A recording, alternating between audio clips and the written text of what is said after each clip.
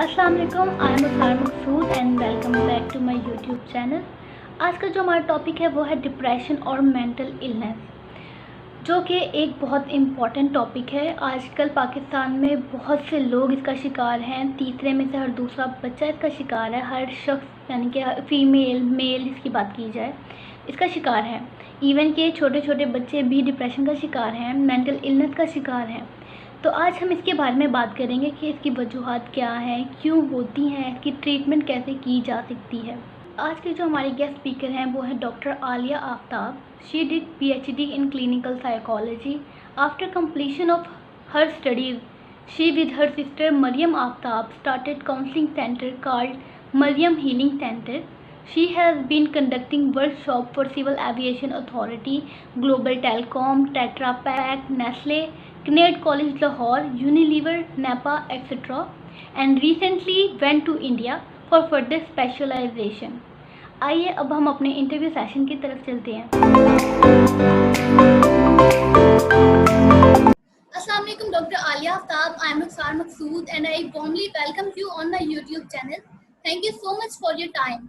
And today the topic of our discussion is depression and mental illness. Thank you, Rukhsar, for calling me. And I think you have selected and chosen a very important topic. It is a need of the hour nowadays. Looking at the circumstances of the world, not only in our country, but looking at around the world, people are getting more depressed, people are getting more frustrated and anxious. So I think we need to talk about not only mental illness, but what is mental health and how are these mental health and mental illnesses related to a person. Ma'am मेरा आपसे पहला सवाल ये है कि mental illness और depression basically है क्या, और ये हमारे टीनेजर्स में अमूमन आजकल क्यों पाई जा रही है? देखिए, मेंटल इलनेस तो होती है आपकी माइंड की इनहेल्थ, जिसमें आपको केमिकल चेंजेस आ जाते हैं। केमिकल से मेरी मुराद है कि न्यूरोट्रांसमीटर्स होते हैं ब्रेन में, उनमें कोई मैल फंक्शनिंग हो जाती है। और दूसरा हमारे हार्मोन्स होते हैं। हमारे हार्मोन्स जो डिप्रेशन में सिक्रीट होते हैं वो सेरोटोनिन होती है, नॉन एपिनेफ्रिन होती है और डोपामाइन होती है। इनकी ऊंच नीच हो जाती है आपके ब्रेन के अंदर और वो आपकी फिजिकल बॉडी को अफेक्ट करती है और आपको सैडनेस हो जाती है। फिर आपको लो एपेटाइट हो जाती है, कुछ खाने को दिल नहीं करता, कहीं आने जाने को दिल नहीं करता आपको। आप ज्यादातर नेगेटिव बातें करते हो, ब्लैक एंड व्हाइट चीजें आप देखते हो। और अगर हमारे यंगस्टर्स को देखें तो मैं ये समझती हूँ कि हमारे यंगस्टर्स में ना वो जो बचपन की फैमिली टाइज और वो थी वो मिसिंग है। आजकल सोशल मीडिया आ गया बहुत ज्यादा और वैसे भी कंपटीशन बहुत है। हम क्या करते हैं, रैट रेस से पड़ गए हैं। उसके पास ये है तो मेरे पास क्यों नहीं है। We are not satisfied from within. अगर हमारे पास एप्पल का iPhone 10 है तो नहीं, हमें 11 Pro चाहिए। मेरी फ्रेंड के पास है, मेरे पास क्यों नहीं है।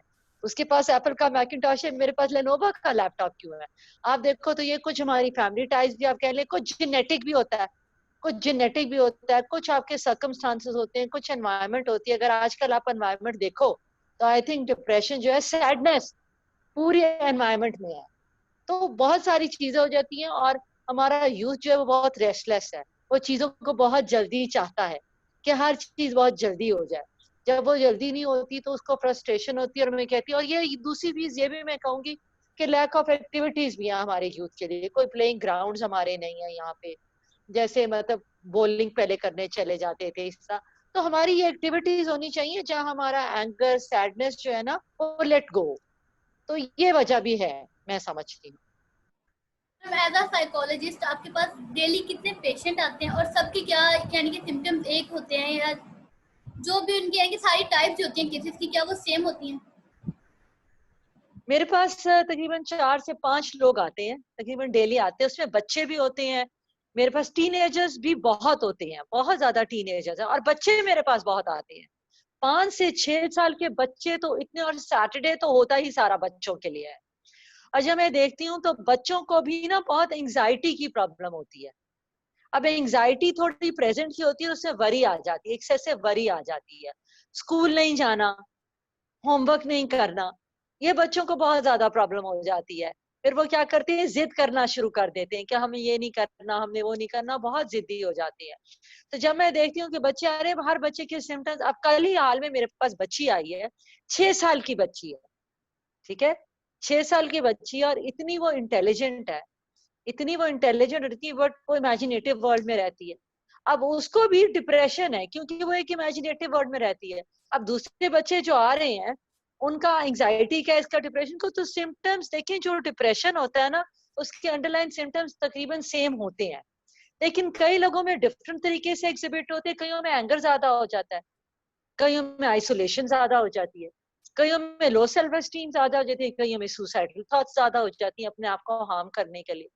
तो थोड़े बहुत सिम्टम्स वेरी हर इंसान में करते हैं, बिकॉज हर इंसान जो है वो फर्क है।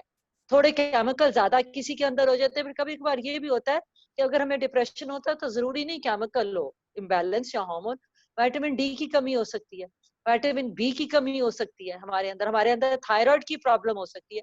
तो हमें थोड़ी मेडिकल कंडीशंस को भी रूल आउट करना चाहिए। मैम अमूमन अगर देखा जाए तो हर कोई ये कह रहा था कि मुझे डिप्रेशन है, मुझे डिप्रेशन है, तो क्या ये वाकई होता है या कोई और बीमारी भी होती है? देखिए डिप्रेशन जो है वो होता है। अब एक पिछले साल रिसर्च हुई थी, और जो रिसर्च हुई थी उसने ये बताया था कि एक में से 15 जो आदमी है उनको डिप्रेशन होता है। यानी 6.1% ऑफ जो हमारी पॉपुलेशन है वो डिप्रेशन से सफर करती है। ये तो पिछले साल का सर्वे है। अगर आप आजकल देखो तो डिप्रेशन बहुत ज्यादा कॉमन है, और फिर मैं कहूंगी कि एक फैशन भी बन गया, ओ मैं तो डिप्रेशन में हूँ, मुझे तो बड़ा सा डिप्रेशन है, ये एक फैशन स्टेटमेंट भी बन गई हुई है, to be on the lighter note. लेकिन अगर हम कहें तो डिप्रेशन होता है, और ये तो नहीं कि नजर नहीं आता ना, क्योंकि जैसे फिजिकल सिम्टम्स वॉमिट हो गई, नोजिया हो गया, पेट में दर्द होगी, उस तरह के हमारे फिजिकल सिम्टम्स नहीं होते, हमें बिहेवियर के सिम्टम्स होते हैं हमारे, ठीक है, और हमारी थिंकिंग प्रोसेस जो है वो डैमेज हो जाता है। तो ये आप देखो कि कितने लोग नेगेटिव सोच रहे हैं आजकल, कितने लोगों को अंदर फ्रस्ट्रेशन है, रेपिटेशन नेगेटिव, लोग कितनी ज्यादा नेगेटिव चीजों की करते हैं। क्या हम किसी चीज से खुश होते हैं? क्या हमें लगता है लाइफ का कोई मीनिंग है? नहीं। हमें क्या खुशी अगर होती है तो क्या हम उसको बढ़ाते चढ़ाते हैं? आप देखो, आप हमेशा पहले नेगेटिविटी पे जाओगे। कहते हैं ग्लास इज हाफ फुल और हाफ एम्प्टी, मैं हमेशा कहती हूँ कि भाई हाफ फुल देखो, हाफ एम्प्टी क्यों देखते हो? तो it is the way you look at the thing and the meaning you give to it. तो मैं ये समझूंगी कि हमारी यूथ आजकल मिसगाइडेड है, और हमें मेंटल हेल्थ की बात और मेंटल इलनेस की बात करनी चाहिए, because 6.1% is quite high rate. और आप तो ये ज्यादा राइज पे, और आप देखो सुसाइडल टेंडेंसीज यूथ के अंदर कितनी आ रही है। बहुत सारे पिछले दिनों मुझे केसेस सुनने में मिले हैं जिन्होंने सुसाइड कमिट किया है, and suicide is one symptom of depression. तो मैं कहूंगी कि ये जो लोग बात करते हैं, अब जरा बात करना शुरू हुए हैं तो इट इज गुड।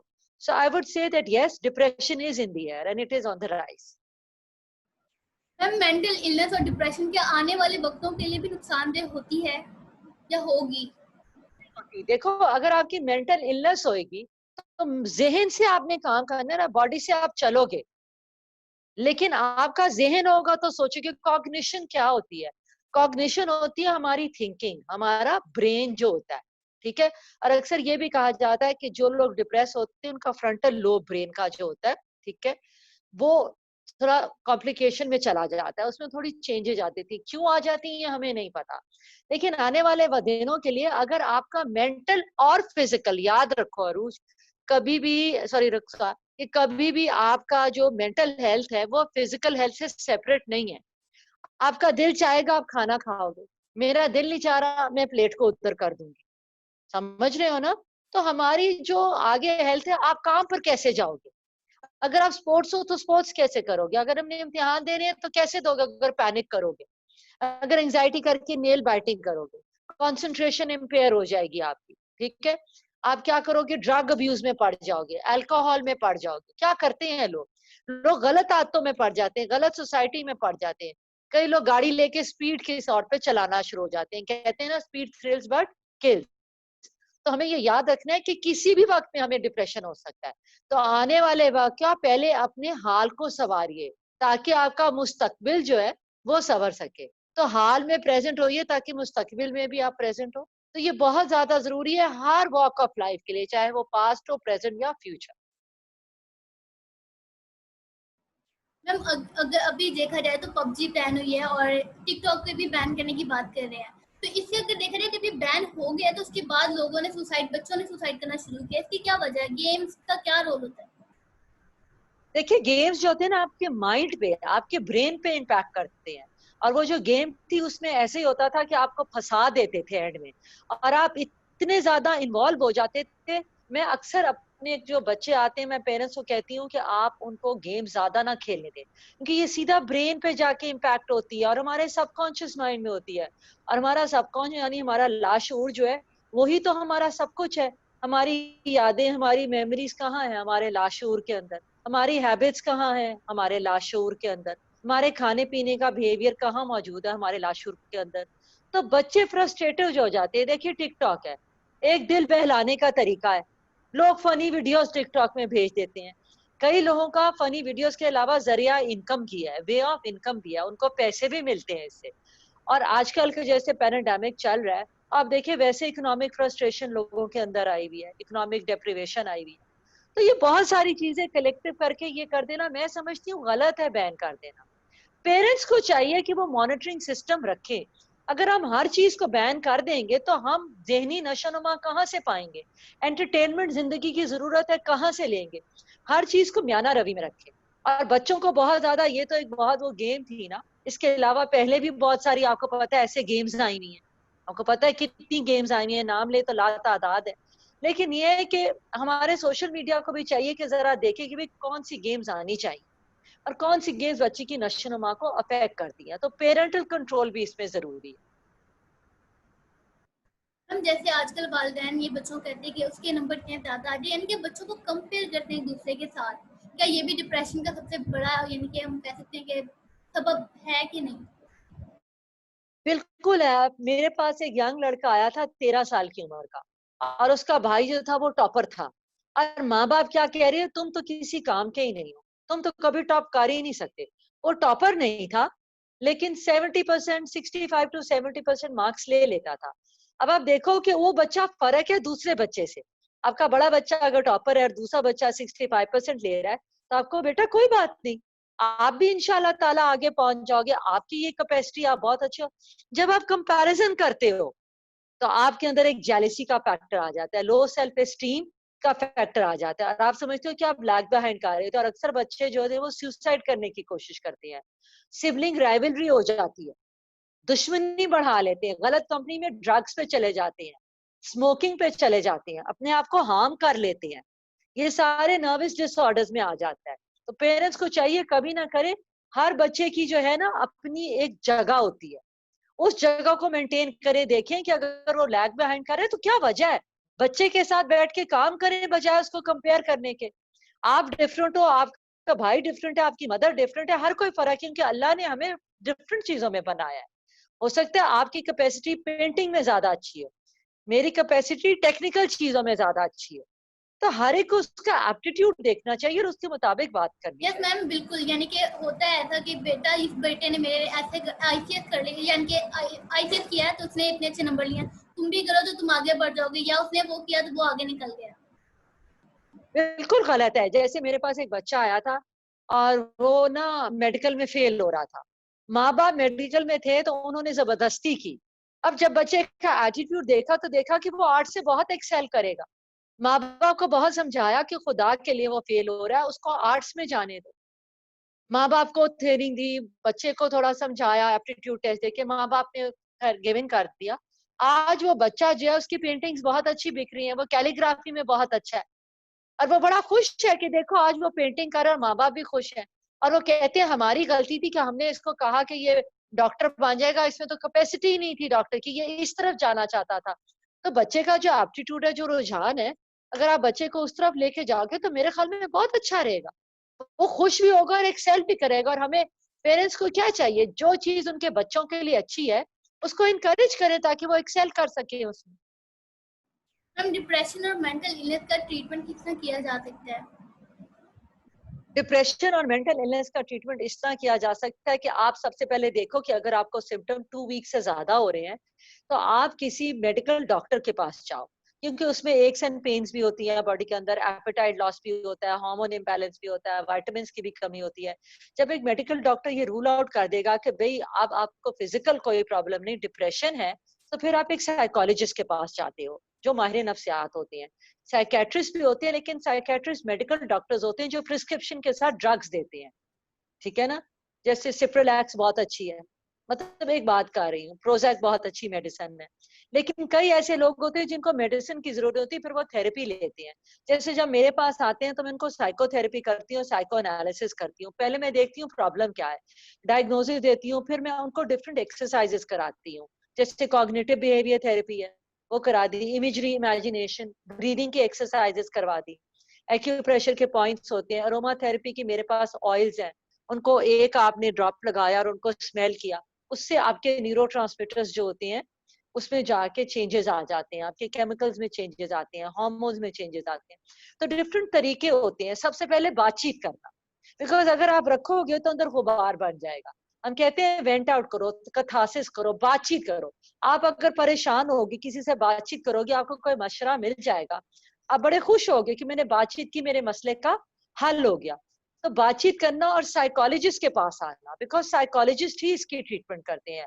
और फिर अगर आप समझते हो कि बहुत हद से ज्यादा बढ़ गया है, फिर आप साइकेट्रिस्ट के पास जाके मेडिसिन ले लो, लेकिन मेडिसिन आपको बहुत 3-4 आपको केमिकल्स देख के आपको लेनी पड़ती है, और उनका अपना साइड इफेक्ट होता है। थेरेपीज का कोई साइड इफेक्ट नहीं होता, और 2 to 3 मंथ्स ये सेशंस हमारे चलते हैं, थोड़ा लॉन्ग टर्म होता है। मैम तो पेशेंस रखें। यानी कि कुछ बच्चों का अगर लो लेवल का डिप्रेशन है तो वो घर में रह के कौन सी एक्सरसाइज करके इसको यानी कि कॉप अप कर सकते हैं? सबसे अच्छी एक्सरसाइज तो डीप ब्रीदिंग है, सिंपल डीप ब्रीदिंग।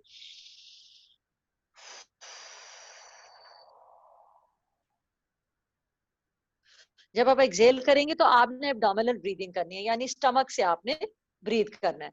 जब आप स्टमक से ब्रीदिंग करोगे तो क्या होगा कि जब आप सांस को अंदर लोगे तो आपकी स्टमक जो है वो बाहर की तरफ जाएगी। जब आप सांस बाहर निकालोगे तो स्टमक अंदर जाएगी। हम यूजुअली ब्रीदिंग तो करते स्टमक से, लेकिन कंसंट्रेशन हमारी इधर होती है। तो ये एब्डोमिनल ब्रीदिंग है, ये बहुत अच्छी है। ये हमारे फिंगर टिप्स है। ये स्ट्रेस, एंजाइटी, डिप्रेशन, कई लोग इस तरह करते हैं, बहुत ज्यादा यूं उंगलियों को दबाना शुरू हो जाते हैं। कई लोग अपनी डिप्रेशन में अपने बालों को इस तरह करना शुरू हो जाते हैं। कई लोग नेल बाइटिंग करना शुरू हो जाते हैं।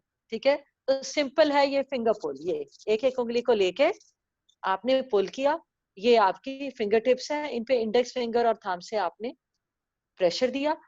फिर ये 3 फिंगर स्पेसेस विड्थ, ये जगह आपने इंडेक्स फिंगर और थंब से यहाँ आपने रखा और प्रेशर दिया, रखा प्रेशर दिया टेम्पल्स पे, क्योंकि सोच सोच के ये जगह भारी हो जाती है। आंखें बंद की और क्लॉकवाइज और एंटी क्लॉकवाइज, इन दोनों उंगलियों से, इंडेक्स फिंगर और मिडिल फिंगर से क्लॉकवाइज और एंटी क्लॉकवाइज, और साथ कहा काम एंड कूल रिलैक्स, काम एंड कूल रिलैक्स। और अफर्मेशंस होती हैं, जैसे आप कह लो दिन ब दिन मैं बेहतरी से बेहतरी से बेहतरी की तरफ गामजन हो रही हूँ।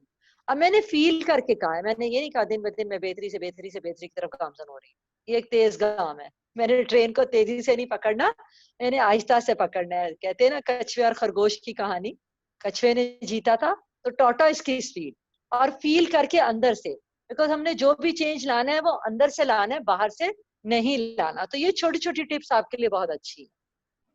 थैंक यू सो मच, आपने जो भी बताया वो हमारे लिए बहुत फ्रूटफुल साबित होगा। And again thank you so much कि आपने अपना टाइम दिया हम लोगों को। Thank you and best of luck. आप लोगों ने इंटरव्यू सेशन देखा, डॉक्टर आलिया आफ्ताब ने बताया कि हम किस तरह से इसकी ट्रीटमेंट कर सकते हैं, इसकी वजूहत क्या हैं। उन्होंने एक्सरसाइजेज बताई हैं, आप उन पर भी अमल करें अगर आपको लो लेवल डिप्रेशन है। नहीं तो आप साइकोलॉजिस्ट की हेल्प लें, और अगर ज़्यादा डिप्रेशन बढ़ गया है, मेंटल इलनेस बढ़ गया है, तो आप साइकाइट्रिस्ट की हेल्प भी ले सकते हैं। मैं यहाँ डॉक्टर आलिया आफ्ताब को मेंशन करूँगी ताकि वो आपको इसका आंसर दे सकें। आपके डिफरेंट क्वेश्चंस होंगे तो वो उनका आंसर आपको दे सकेंगी। इसके अलावा thank you so much video देखने के लिए। मेरे चैनल को सब्सक्राइब करें, लाइक करें एंड शेयर करें। Thank you so much. अल्लाह हाफिज़।